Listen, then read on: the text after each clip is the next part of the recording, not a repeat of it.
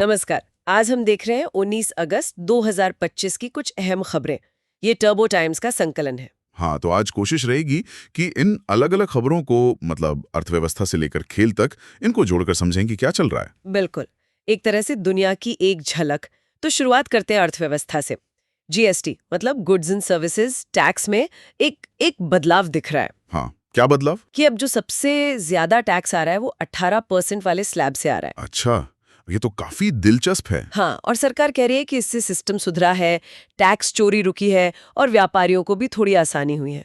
देखिए, ये 18% वाले स्लैब का टॉप पर आना, ये गौर करने वाली बात है। मतलब ये हो सकता है कि लोगों के खर्च का तरीका बदला हो या लोग टैक्स देने में ज्यादा संजीदा हो गए हों। हाँ, वो भी, या फिर टैक्स कलेक्शन बेहतर हुआ हो। पर असली सवाल यह है कि इसका आम आदमी पर, छोटे कारोबारों पर क्या असर पड़ रहा है।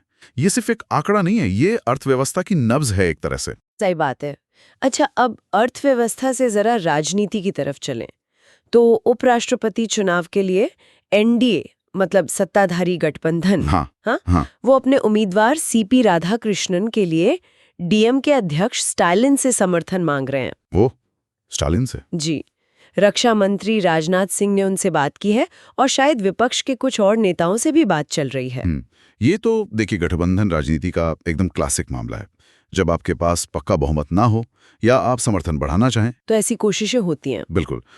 वैसे एक और सियासी खबर थोड़ी क्या कहते हैं गरमाई हुई है। कौन सी? ये वोट चोरी का जो विवाद उठा है, इंडिया गठबंधन मतलब विपक्षी दल वो मुख्य चुनाव आयुक्त ज्ञानेश कुमार के खिलाफ महाभियोग नोटिस लाने पर विचार कर रहे हैं। महाभियोग, ये तो काफी गंभीर कदम है। हाँ, आरोप इन है कि चुनाव में निष्पक्षता नहीं बरती गई। हालांकि चुनाव आयोग कह रहा है कि ये आरोप गलत है।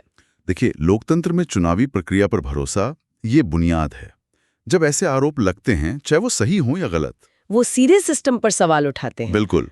जरूरी ये है कि जांच निष्पक्ष हो, पारदर्शिता रहे। अभी तो हमारे पास दोनों तरफ के दावे हैं। सही कहा। चलिए अब विषय बदलते हैं, अंतरिक्ष की ओर।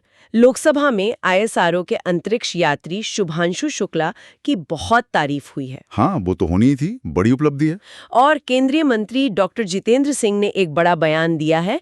कहा है कि 2040 तक भारतीय चांद पर होंगे। 2040, ये तो बड़ा महत्वाकांक्षी लक्ष्य है। हाँ, और इस पूरे मिशन को विकसित भारत का प्रतीक भी बताया जा रहा है। देखिए, अंतरिक्ष में बड़े सपने देखना, ये किसी भी देश के बढ़ते आत्मविश्वास और उसकी तकनीकी ताकत को दिखाता है।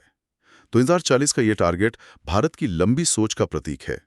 ये युवाओं को प्रेरित भी करेगा और हाईटेक इंडस्ट्री को बढ़ावा भी देगा।